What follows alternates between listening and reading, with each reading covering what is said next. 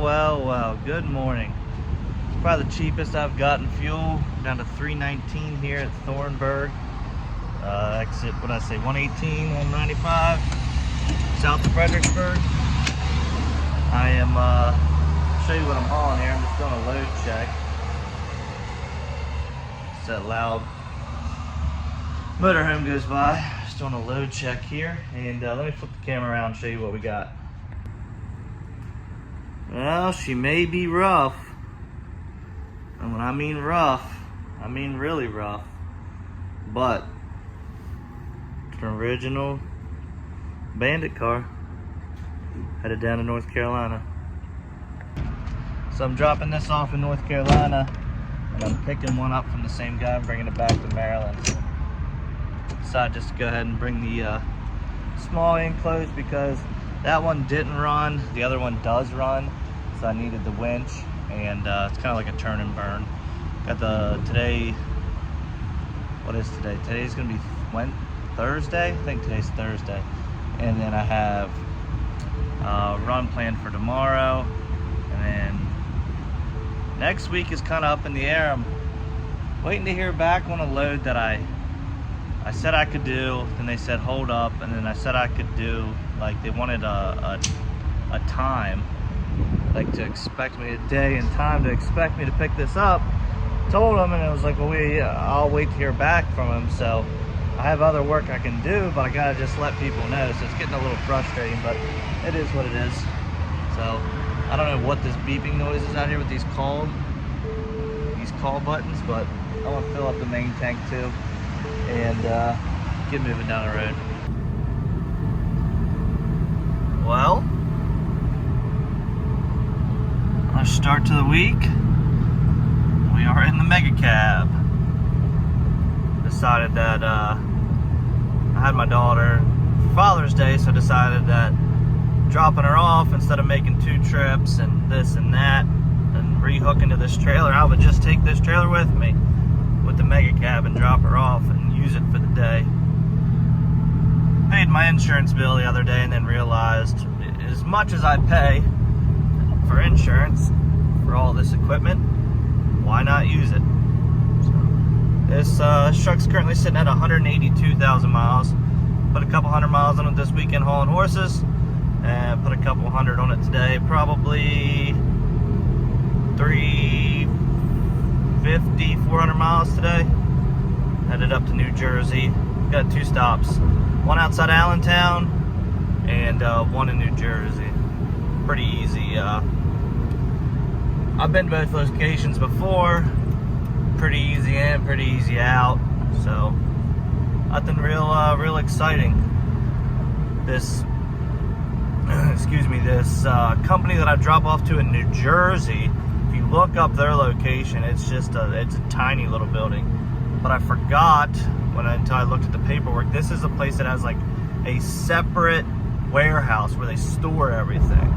And as they sell it to install on customers' vehicles, then they just go over themselves and get it and bring it to get installed at their shop. So it's pretty much just delivering at a warehouse, and the other one's delivering at a shop.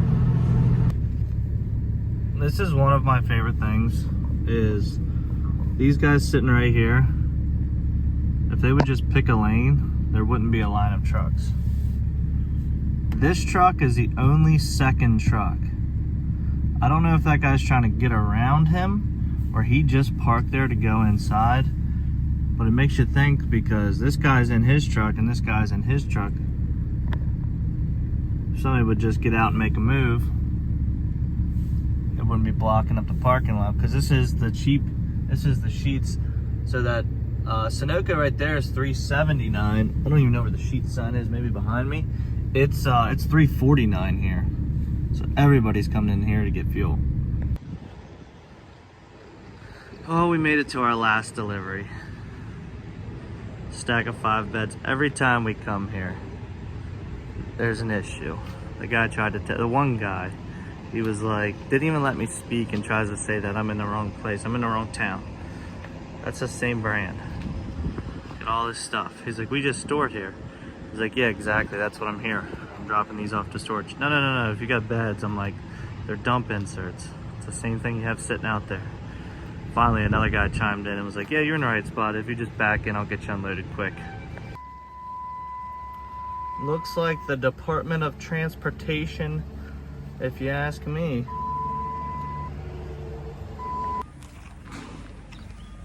Well, next morning, get a couple of these small flatbeds and I think a dump insert loaded up. And this is just a small short run. Then we'll be headed south with some more brand new trucks. Well, this morning was just a quick 90-mile run of some truck beds. Nothing too interesting. We're back to pick up some trucks to head to same dealership in South Carolina again. These are the last two as of right now that go to that dealership. There's like 4 other ones that are on the schedule. But they put, look how sweet these other seats are. They put leather seats in this truck because it's and don't quote me on this, I don't know this much about GMs. It says an elevation or evolution. I don't know. It's like an AT4, like Denali. I guess it's a trim level they have on these. So the one sitting in front of me, the other one I'm loading, has cloth seats. And all that one got was wheels. This one got wheels, obviously wheels and tires on the white one. This one got wheels and tires, automatic steps, leather seats. So this one got a good amount of work to it. I wonder what the price after all this is done. Because I've seen the bills and how much some of these things cost. And whew, it's tough to get financing if you're financing the whole thing. That's why they do some with just wheels and tires. Because a bank will be like, why are you trying to get 80 grand on a truck that stickers for 60 grand? And you know, obviously the dealer probably marks up the upgrades that are done to these on top of what they pay this company to do it. So that's it's early afternoon here, so we'll deliver first thing in the morning down in South Carolina. So let's get this one backed on, the other one pulled on, strapped down, and head on down the road.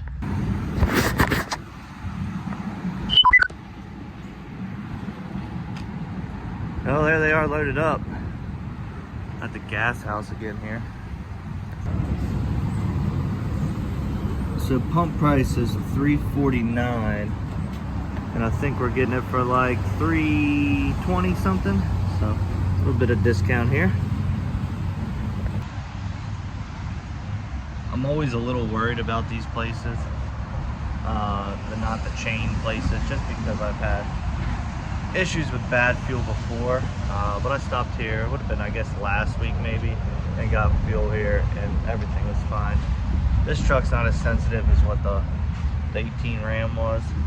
And I haven't had any issues. So this is just I guess this is considered Statesville.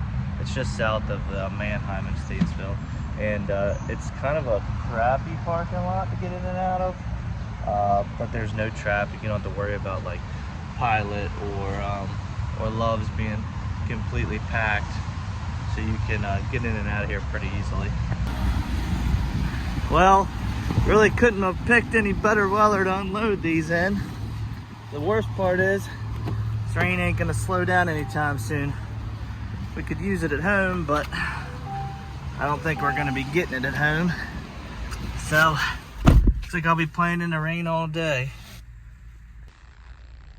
The worst part about unloading in the rain is when it's hot too, hot and muggy. So you don't want to wear a sweatshirt or a raincoat because it's so sticky. So turn on the AC here, try to dry off a little bit, get both of these unloaded. I'm hoping someone will check them in and they're not a sissy about it because it's raining, because I don't think it's going to slow down. I just looked at the radar when I pulled in here to see if it was just a quick passing through. I'd wait, but I got other places to be today. Man, it is hazy out here. There we go. That's our first pickup to head back towards home. Company truck. Guessing they installed all this toolboxing and weather guard. It's at a pack rat. They installed all this on this truck, and it goes from South Carolina. This looks like it was already on there. So it must be these and headache rack and all that. But this goes all the way from South Carolina back to Virginia. That's how it's been sitting. So I don't really know what the full story is on it, but someone's got this thing all nice and clean, at least for 14,000 miles being a work truck.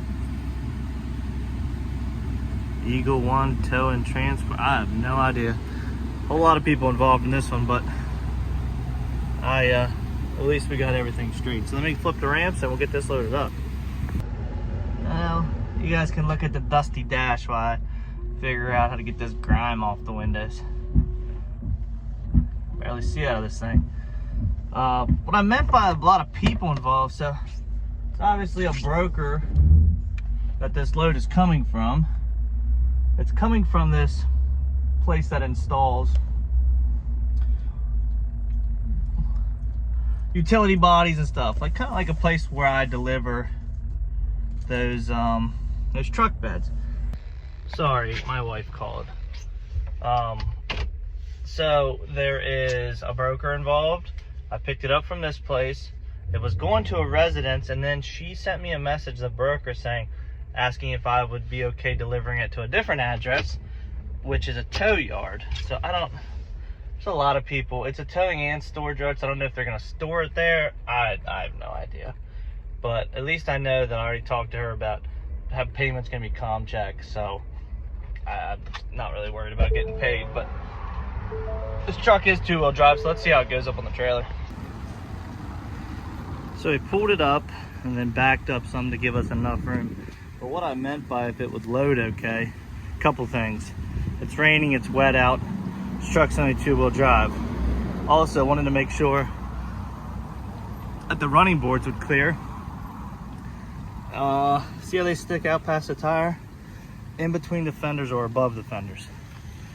So no traction, that, and then on these, being a two-wheel drive truck, it says a lower front valence. And I only know that because when I had a 6.4, we used to buy the two-wheel drive valences because they sat lower and made the truck look lower. And that would have maybe called on the ramps, but we were good there. What else? I think that's about it as far as being a pain loading. Oh, I know what I wanted to say.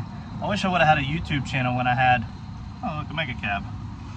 I wish I would have had a YouTube channel when I had my 6.4, because that thing was pretty rowdy and always had an issue, as 6.4s do. So probably would have made for some pretty interesting content.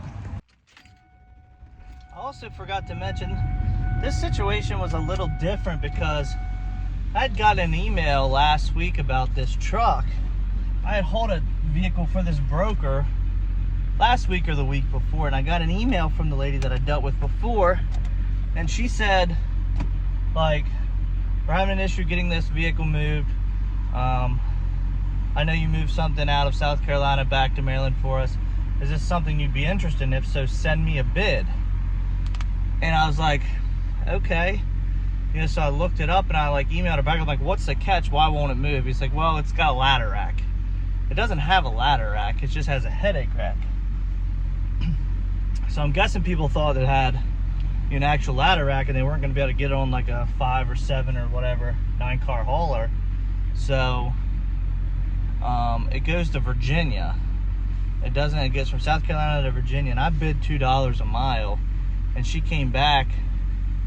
This is probably, I knew I was coming down here. This is probably like Friday or Saturday. She came back with a little bit of a lower price, a little under $2 a mile. And I was like, honestly, I was like, I'll get it for you guys for sure, but I need this, $2 a mile. And she said, okay, well, we're having a terrible time getting this moved, so let's just go ahead and do it. So it worked out pretty good for me. It's usually the cars that you get emails about from brokers are having a hard time moving. It's usually because they're too cheap on the price. And they're like, hey, we're offering you this load. It's like, no, you're offering it to me because you can't get it moved. So what's the catch? But this one, they said they'd pay it. So let's get it back up to Virginia. You want to see something cool? I just came around. See where that truck is? That's the building. There's the South Carolina Gamecock Stadium. That's how close I picked up from the stadium. Pretty cool to see. So nothing like being inside a Copart's warehouse and nobody else is. This is a sublot, so they don't have the title here, but they do have an office. But I gotta ride over to the other one and get the title. But this is nice when the inspectors have to come in, they can be out of the weather and stuff. That car, somebody made somebody mad. They got all their bikes and all four-wheelers and stuff in here. Before I pulled in, before I put the truck in park, that guy already had my car because it tells you what vehicle you're in. And he pulled my car and set it right on the trailer because he saw I had an appointment, and could have been in and out in 10 minutes. Help, got her loaded. She's pretty banged up. Got biohazard stickers on it. I ain't messing with any of that. Staying out of that vehicle. I had to that strap over there is keeping that hatch down. Plenty of room.